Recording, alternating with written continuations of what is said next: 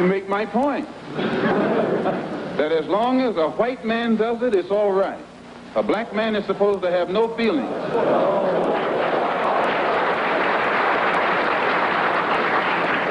But when a black man strikes back, he's an extremist. He's supposed to sit passively and have no feelings, be nonviolent, and love his enemy. No matter what kind of attack, be it verbal or otherwise, he's supposed to take it. But if he stands up and in any way tries to defend himself, then he's an extremist.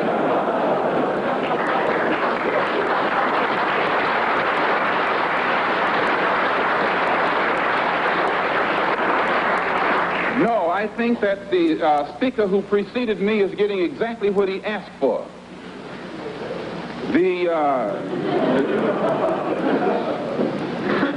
My reason for believing in extremism, intelligently directed extremism, extremism in defense of liberty, extremism in quest of justice, is because I firmly believe in my heart that the day that the black man takes an uncompromising step and realizes that he's within his rights, when his own freedom is being jeopardized, to use any means necessary to bring about his freedom or put a halt to that injustice, I don't think he'll be by himself. I live in America where there are only 22 million blacks against probably 160 million whites. One of the reasons that I'm in no way reluctant or hesitant to do whatever is necessary to see that black people do something to protect themselves, I honestly believe that the day that they do, many whites will have more respect for them, and that there will be more whites on their side than are now on their side with these little wishy-washy love thy enemy approach that they've been using up to now. And if I'm wrong, then you are racialists.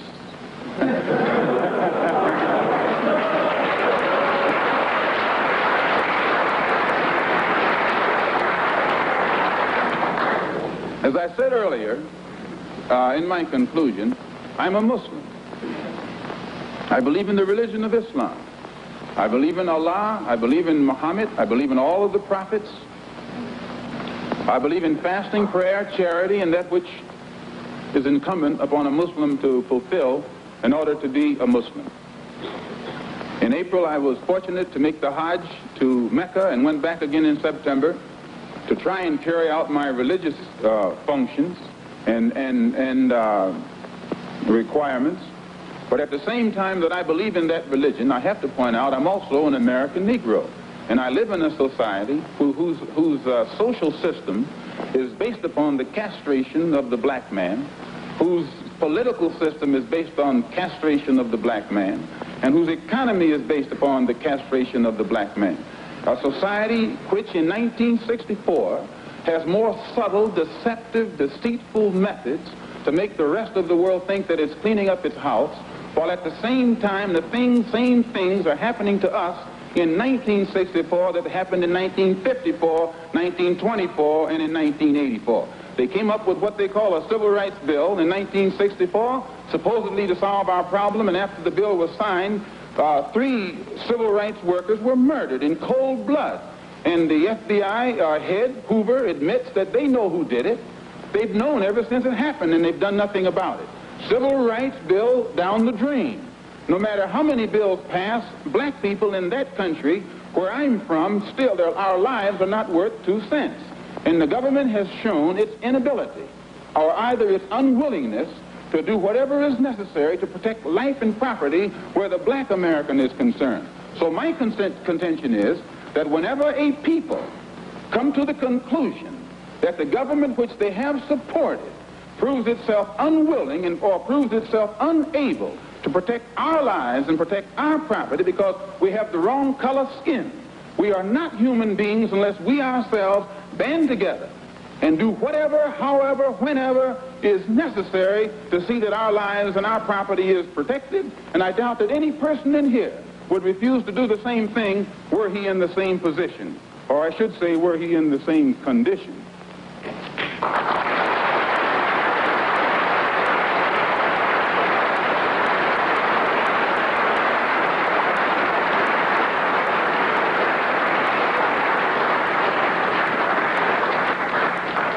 one step farther to see am I justified in this stand. And I say, I'm speaking as a black man from America, which is a racist society. No matter how much you hear it talk about democracy, it's as racist as South Africa, or as racist as Portugal, or as racist as any other racialist society on this earth. The only difference between it and South Africa preaches separation and practices separation. America preaches integration and practices segregation. This is the only difference. They don't practice what they preach. Whereas South Africa preaches and practices the same thing. I have more respect for a man who lets me know where he stands, even if he's wrong, than the one who comes up like an angel and is nothing but a devil.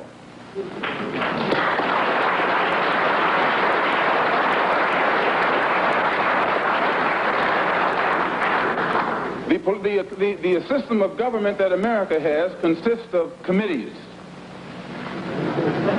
There are 16 senatorial committees that govern the country and 20 congressional committees.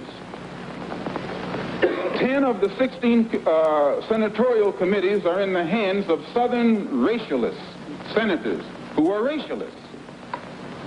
13 of the 20, this was before the last election. I think it's even more so now. 10 of the 16 committees, senatorial committees, are in the hands of senators who are Southern racialists.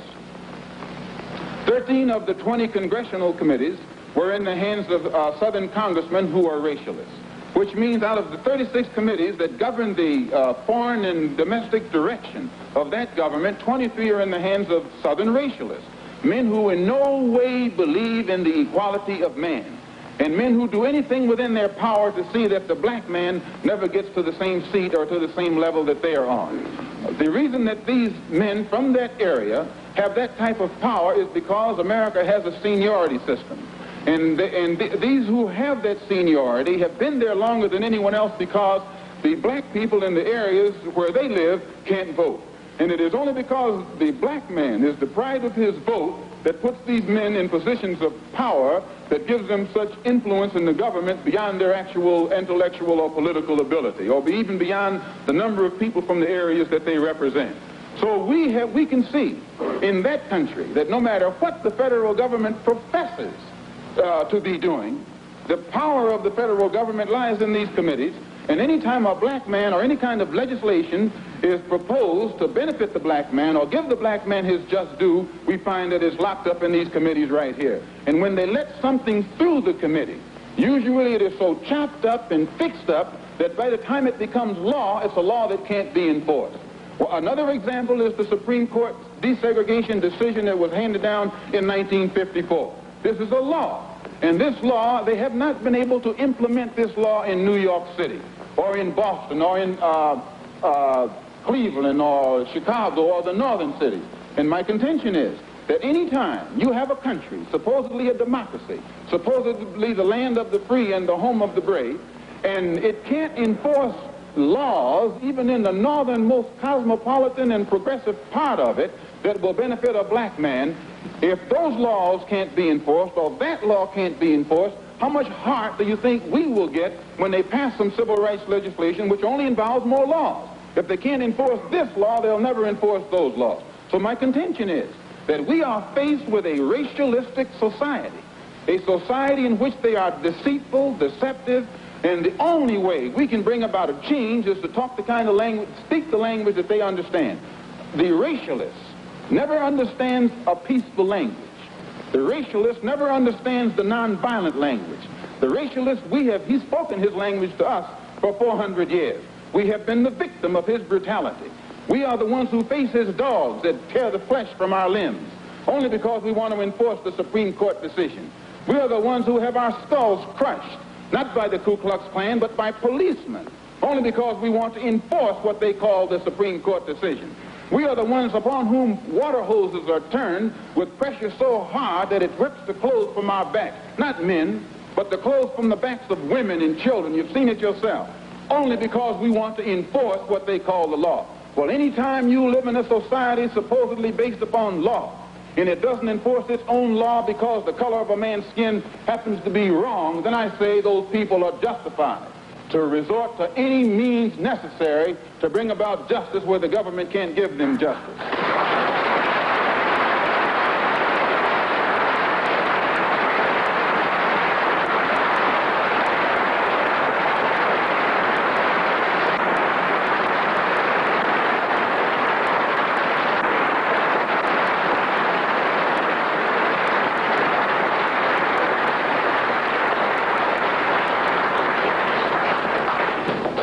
don't believe in any form of unjustified extremism. But I believe that when a man is exercising extremism, a human being is exercising extremism in defense of liberty for human beings, it's no vice. And when one is moderate in the pursuit of justice for human beings, I say he's a sinner. And I might add in my conclusion, in fact, America is one of the best examples when you read its history about extremism. Old Patrick Henry said liberty or death. That's extreme. Very extreme.